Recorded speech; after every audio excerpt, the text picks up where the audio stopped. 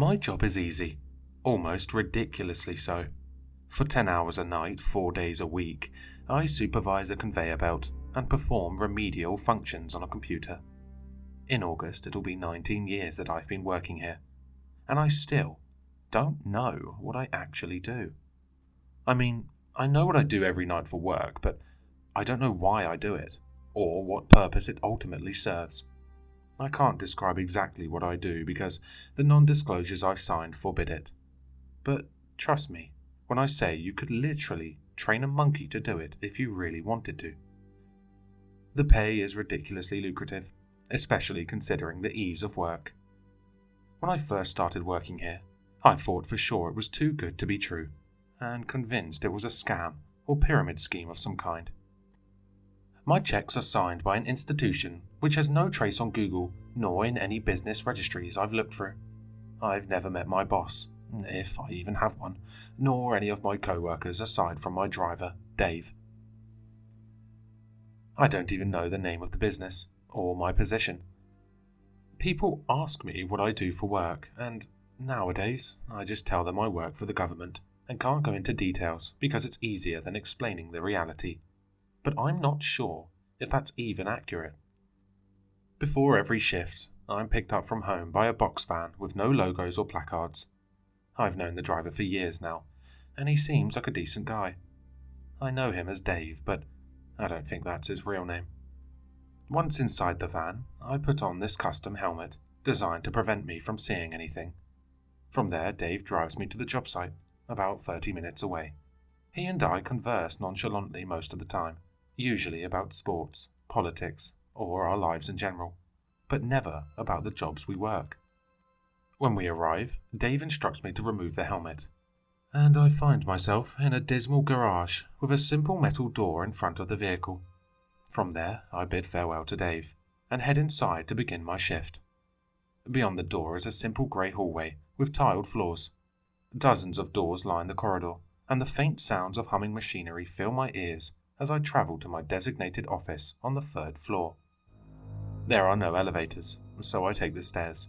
Once I arrive at my door, I use my badge in the reader to unlock it and enter. My office consists of little more than a small room and a few computer terminals in front of a large window.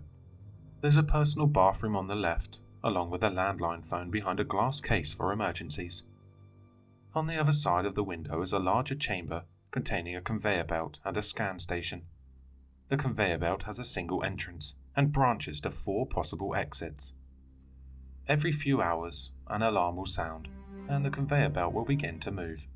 This signifies the arrival of our product, and the only real action I see throughout my shift. A minute or two later, and a large, nondescript steel box will roll in from beyond the room. I've never got the exact dimensions of it, but it's a perfect square, and gotta be at least 4 feet on every side. Once it reaches the scan station, it stops, and my task begins.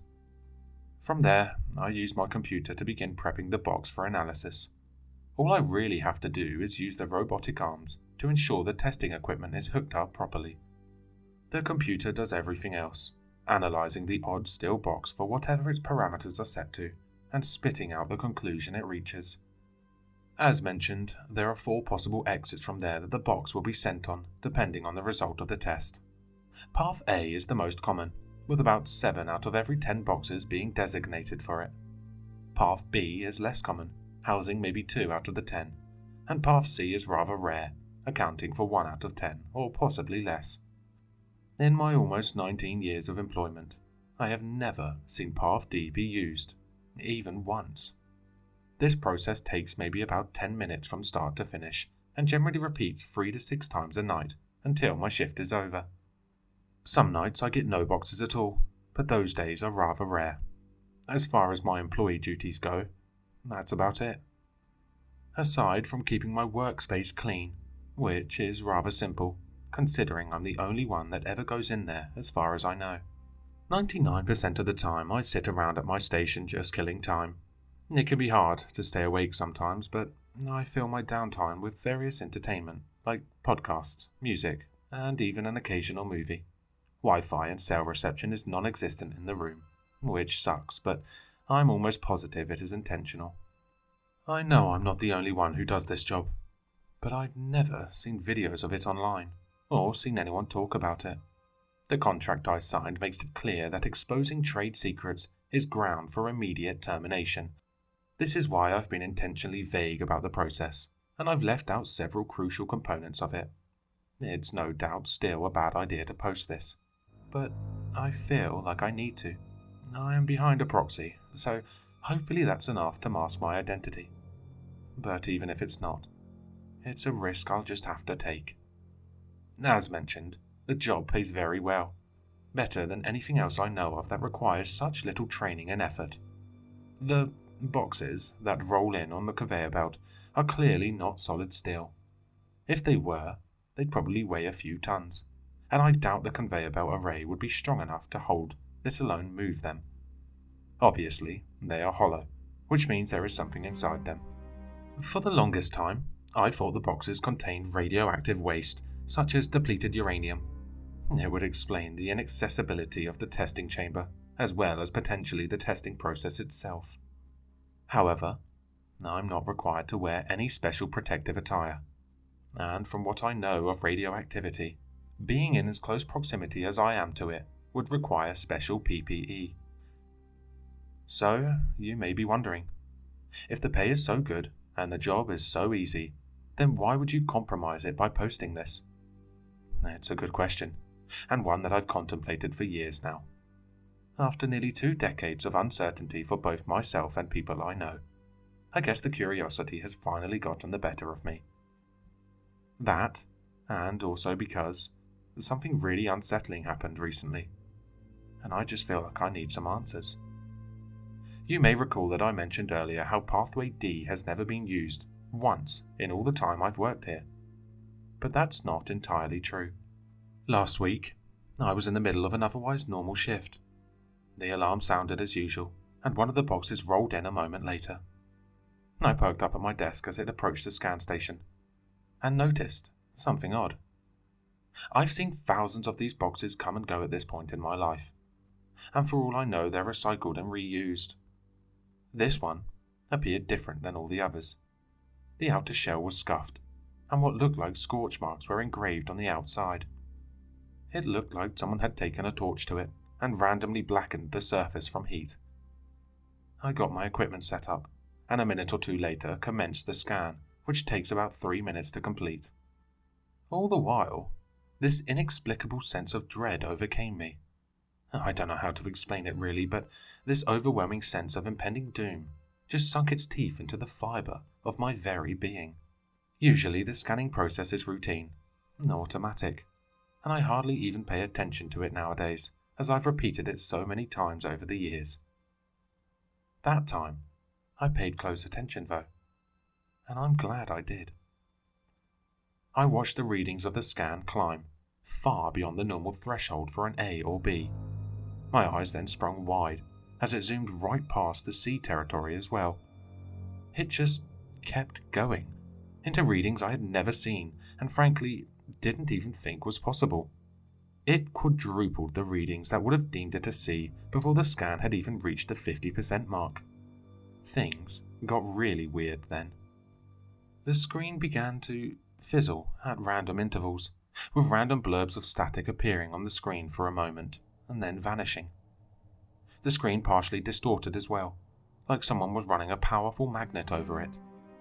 The lights in the room flickered a few times, and I thought the power was going to cut out before the scan concluded. My eyes then caught sight of the item being scanned, and my jaw nearly hit the floor.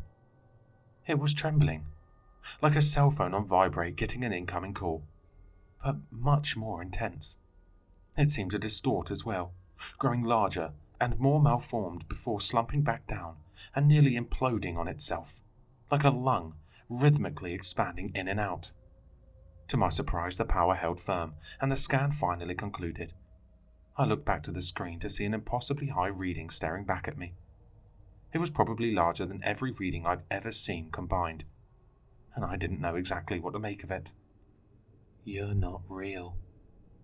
A sudden whisper spoke into my ear, as clear as day, and sounded like it was spoken by a young boy. I nearly fell out of my chair and spun back, expecting to see someone behind me. But there was nothing. I was completely alone in the room. Now on the verge of absolute panic, I decided to just return to the computer and finish my task. I just hoped that once the damn thing was gone, things would go back to normal, and I could forget all about it. The D button had a protective cover over it, as to avoid inadvertently hitting it. Like I said, I'd never pressed that button before, but the results of the scan made it irrefutable that this was a D result, whatever that means. I operated the robotic armatures to remove the scanning equipment, feeling my hand tremble on the joystick. Once they were all clear, I flipped the cover up and hit the D button without hesitation.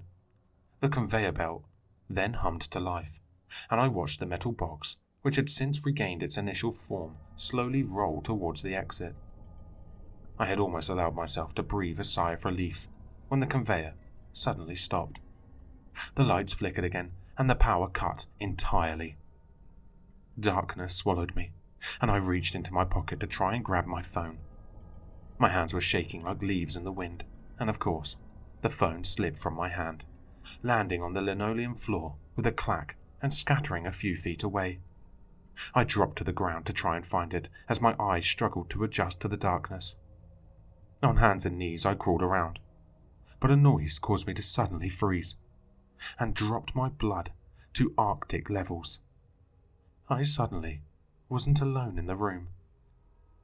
Breaths fell laboured from an ill-defined source, raspy and harsh, like a smoker of many years who just got done running a marathon and was almost gasping for breath. It was close, but in the darkness I couldn't see it. Goosebumps sprouted along my skin, and every fear receptacle in my body seemed to begin sounding a red alert. I felt a pressure building in my chest, and my mind began racing in the darkness. But my limbs refused to react. The tense stalemate continued for an uncomfortable amount of time, but in all likelihood, it was probably less than a minute. The lights then inexplicably flickered back on, and the computer screens blipped back to life.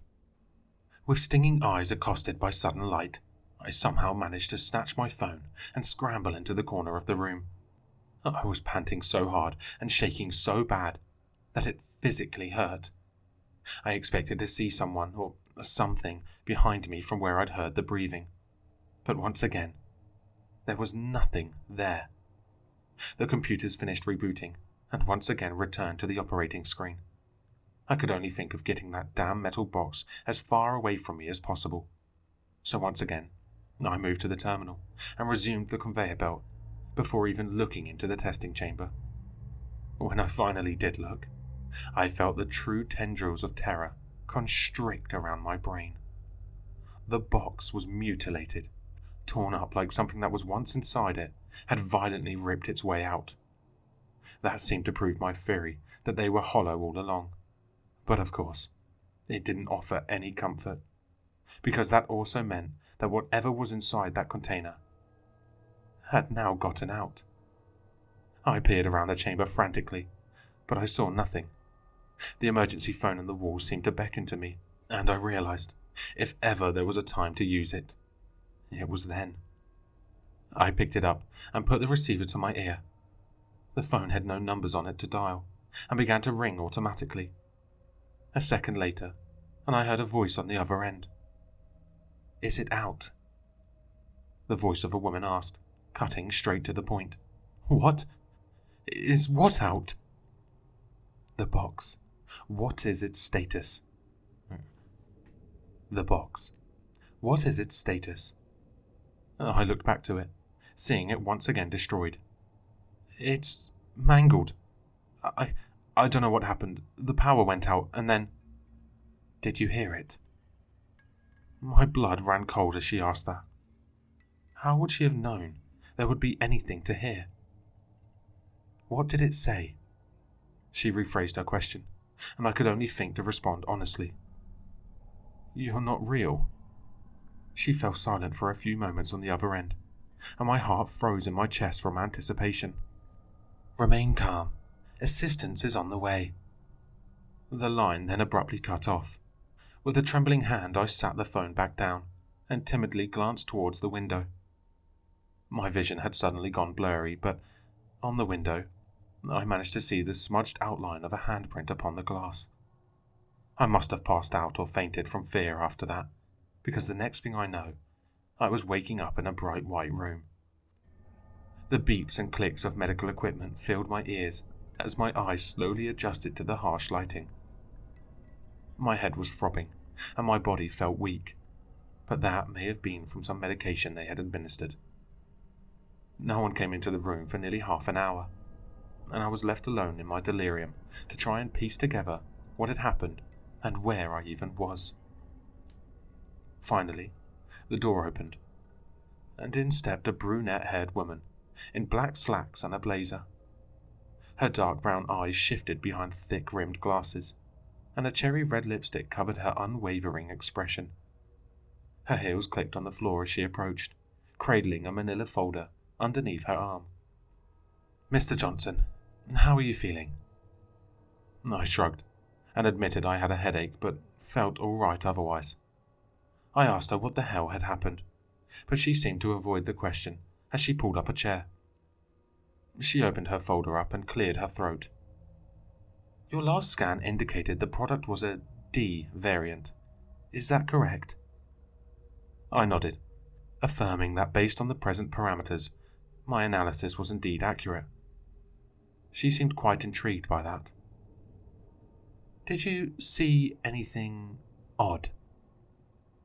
I shook my head, clarifying that the power had cut off not long after. I thought about telling her about the handprint on the glass, but for some reason decided not to.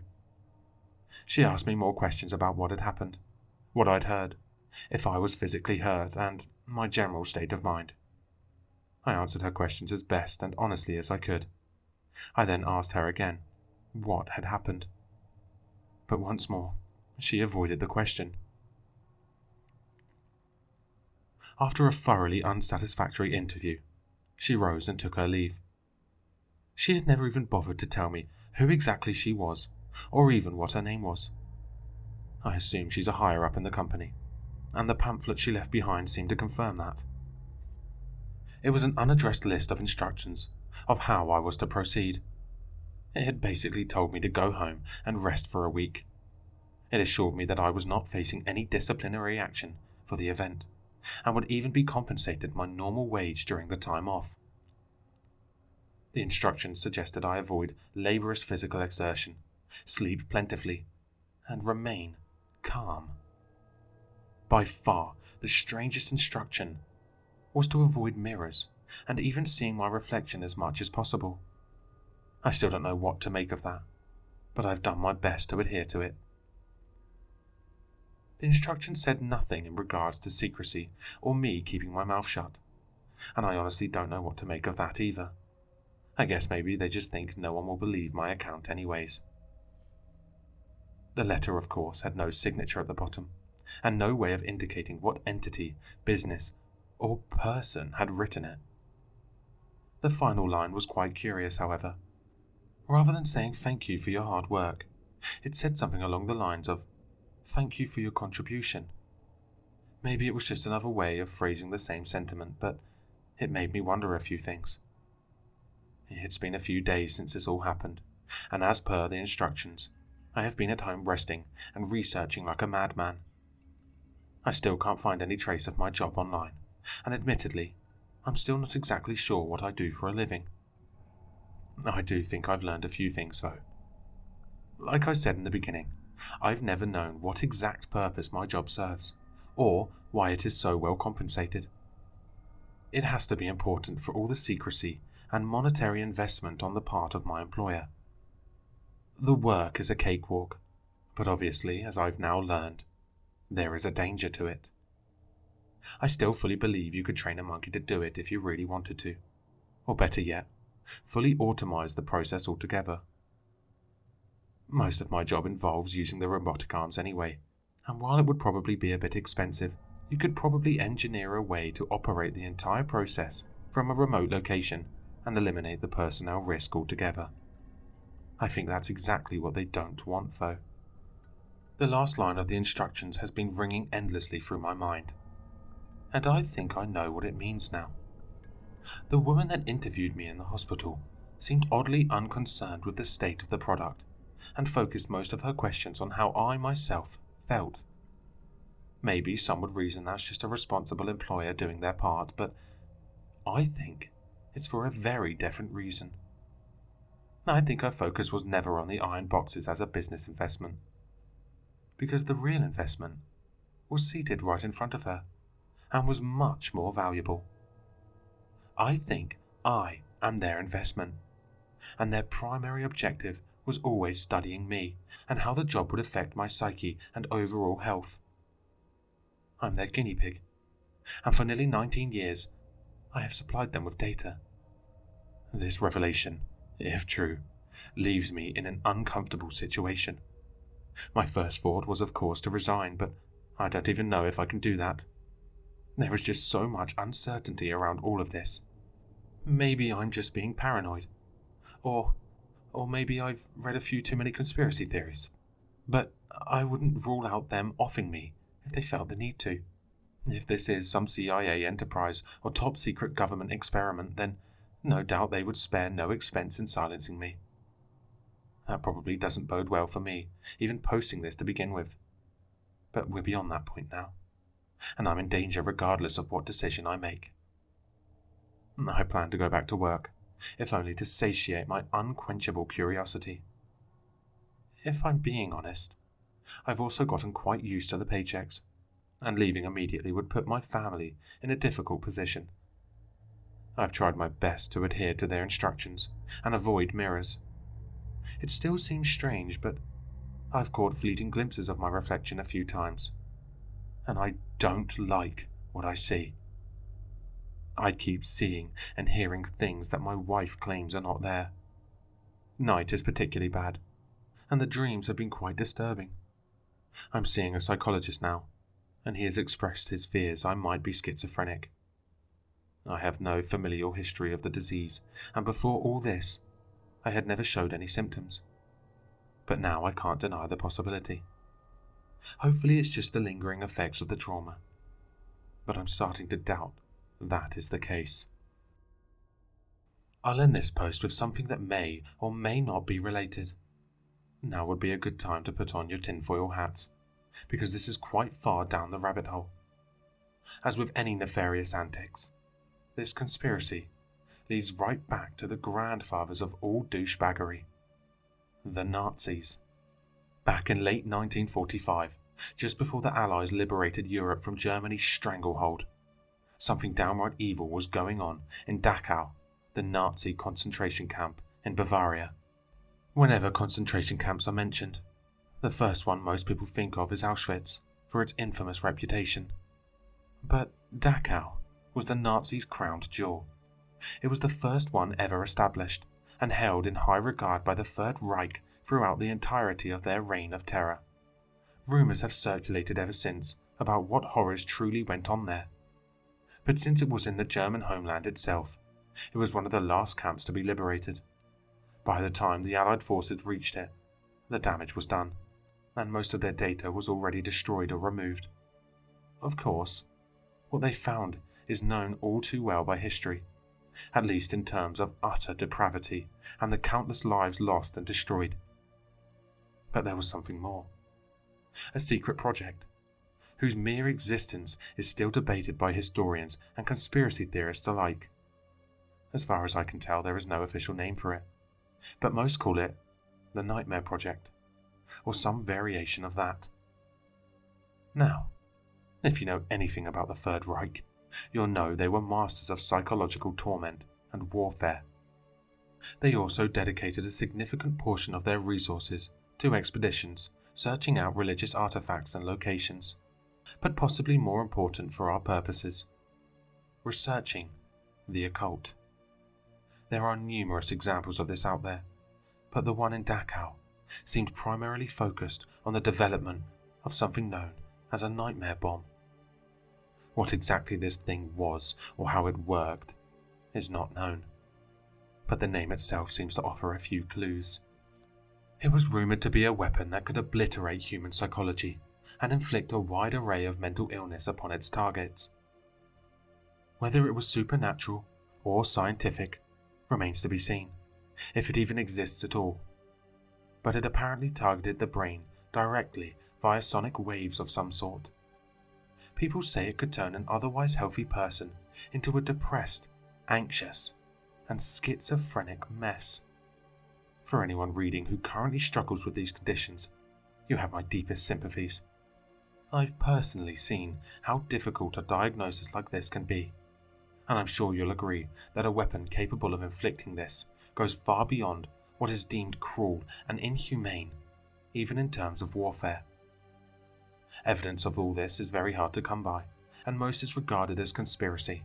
Honestly, I have no real reason to assume this is even related, but it just seems so familiar. Operation Paperclip saw Nazi rocket scientists exonerated of their crimes in World War II and assimilated into NASA. So who's to say they were the only ones given that option?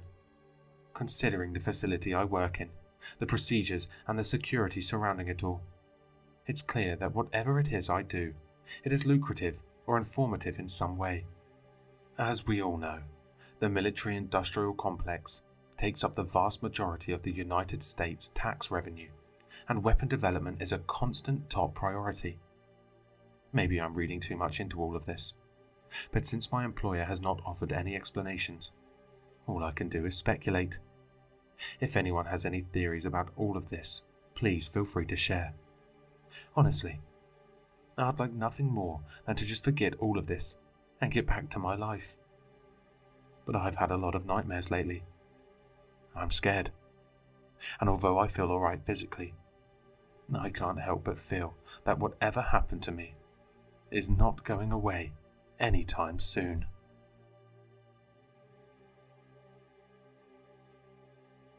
Hello listeners, if you enjoyed this story, please check out the author in the description. For more content, leave a like, comment, and subscribe for more sinister readings.